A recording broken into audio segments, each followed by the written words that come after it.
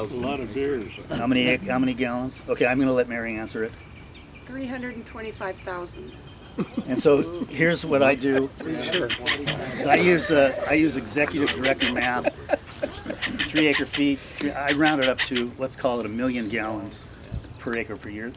That's fair. When I talk to farmers, they say in these steep sandy slopes, it takes a little more water. About 1 million gallons of water per acre of crop per year on some of these steep sandy slopes. So who wants to help me with some math? If you retire 700 acres of steep eroding slopes, how much water do you leave in the ground every year? 700 million gallons. 700 million gallons of water a year. So I owe you a beer. That's a lot of water.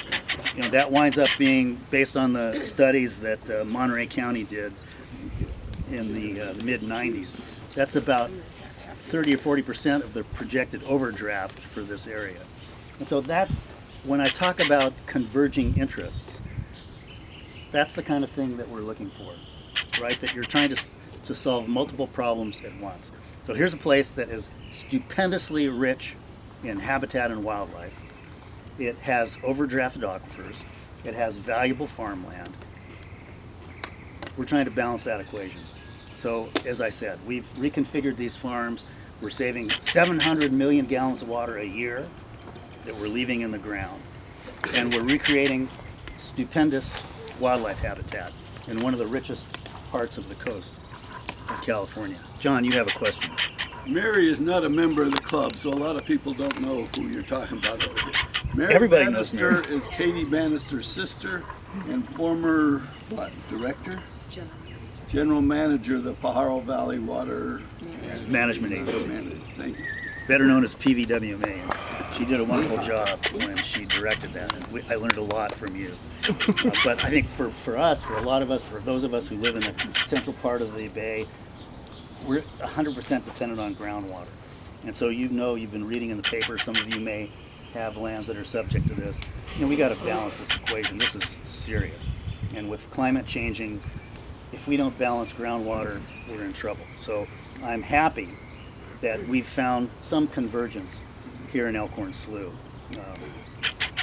Before I answer another question, I referenced one of our board members. Now, Murray Scheckman is one of our esteemed board members. Murray, would you just please stand and lift your hat? And frankly, I think that I know that there's a tradition in Rotary Club of when people get commended that they need to be fined. So I'm not going to stand in for the president, but Murray, I think this is worth $20. Get him next week. By John Skinner, he got rid of the detective today. That means you've Next got to week. make up the whole budget for the day.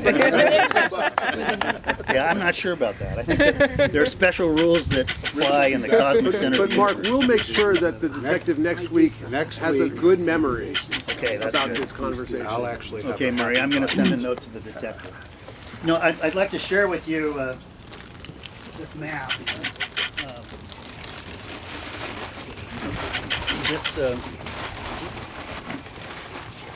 This is a map. Can you guys see this? Is this, if I don't stand in the way, it's mostly visible? This is an aerial image with boundary superimposed, but this is basically the drainage for Elkhorn Slough. It drains about 45,000 acres, 70 square miles, if you don't count the Salinas River coming in from the south. And the areas that are highlighted are the areas that have been conserved, which includes the National Estuary Research Reserve, the 1,700 acres that used to be the Elkhorn Dairy, and then the lands of the Elkhorn Slough Foundation, which include a lot of these ridge lands and coming down along the main drainage to Elkhorn Slough. And then here's the Porter Marsh. When the Porter Marsh was gifted to the Elkhorn Slough Foundation, it created a corridor, a 9-mile long corridor of protected land from the edge of the Pajaro Valley down to Monterey Bay.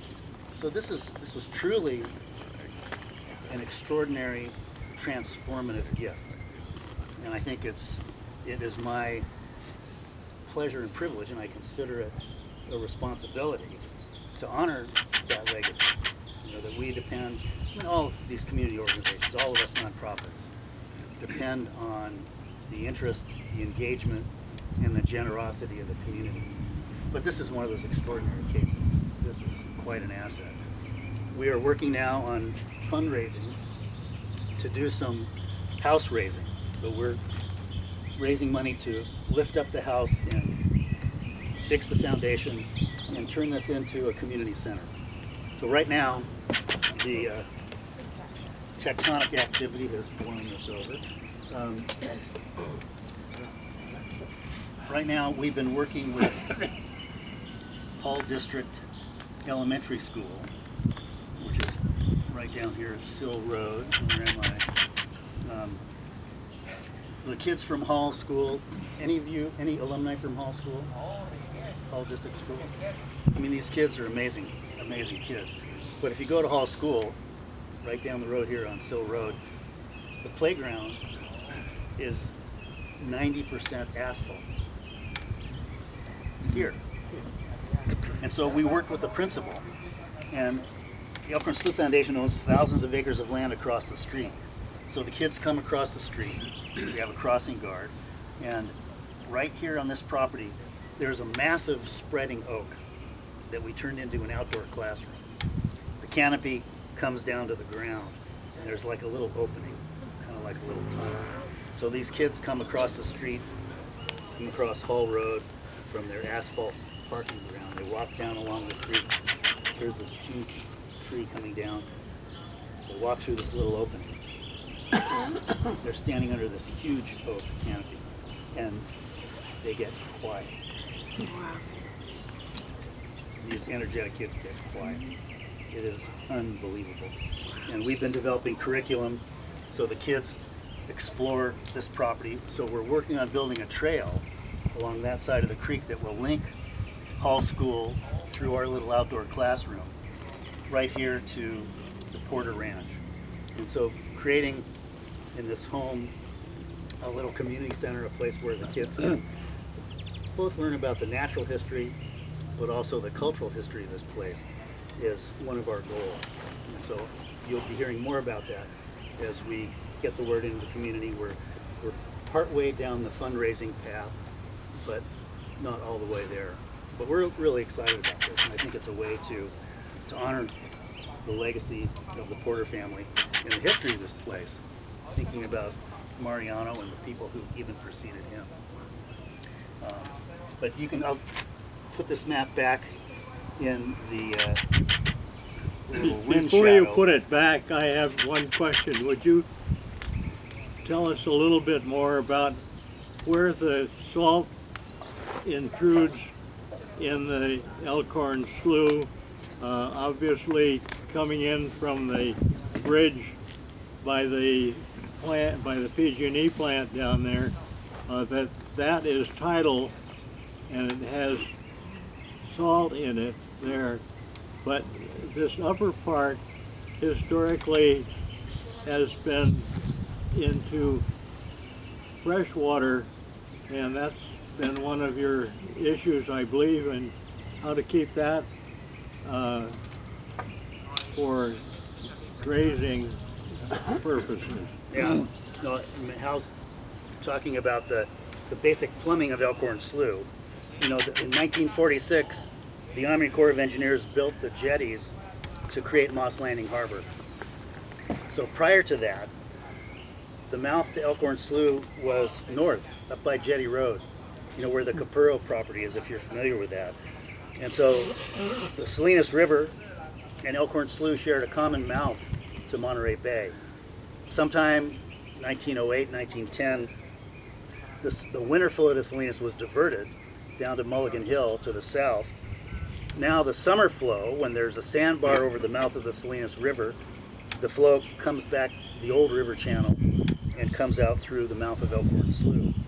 But prior to the opening of the jetties by the harbor, the slough flowed into Monterey Bay over a shallow sandbar, a shallow sill. So the tides were muted. But the tides would reach all the way back up into this part of Elkhorn Slough. There was more fresh water moving in at that time from Carneros Creek. When the Army Corps opened the harbor, it dramatically increased the range of the tides, and salt water was able to move further up into the slough. And so now, this portion of the slough, this beautiful marsh below us, is protected by a tide gate under Elkhorn Road, like tide gates under Elkhorn Road. Lots of management challenges. We can talk about that later. But that, Hal, thank you for pointing out that sort of the hydrology of Elkhorn Slough. Here's the submarine canyon, and here's the mouth of the slough. But I'm going to step this back a little bit, and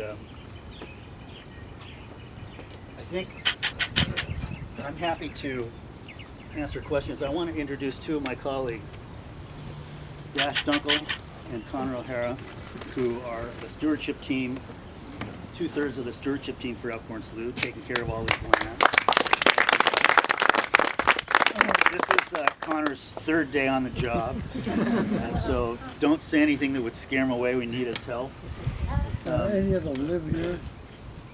There are two of our staff that do live on site, but not these two guys. Dash is too tall to fit in any of the structures we have. We're going to have to build him like a tower. There's so many stories we could tell here, but I'm mindful of the fact that this is a beautiful day. You know, I think maybe what we can do is open the house up for you to poke around, take a look at it. I ask you just to watch your step, that one of the things we're raising money for is to redo the brick walkways, which are uneven. This ground shrinks and swells. The house, if you put 4 marbles in the middle of the house, they'll roll in 4 different directions. And so you'll see that we need to really take care of this. We want this around for another 150 years. But let's take a little break, explore the house. There's one bathroom in there if you need to use it. There's some drinks. And then for those who want to take a short tour, I can tour you around the grounds. And then for those